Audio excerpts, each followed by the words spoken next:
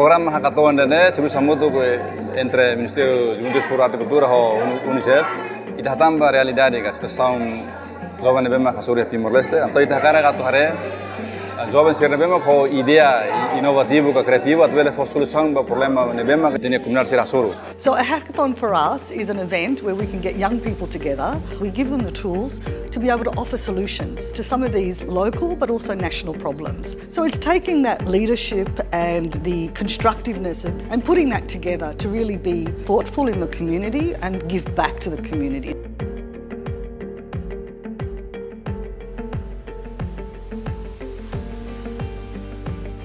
Primeiro, a me apresenta kona-ba mini projeto Arte e depois a me mos aprende kona-ba empatia e de nebema ka oinsa a me bele hatur a mini ang iha e maselo com posição.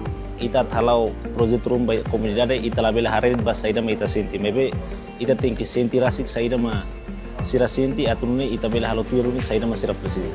A minha fatinha vontade atu continua minha projeto nebema ka iha na ho maneira nebema ka hackathon fo.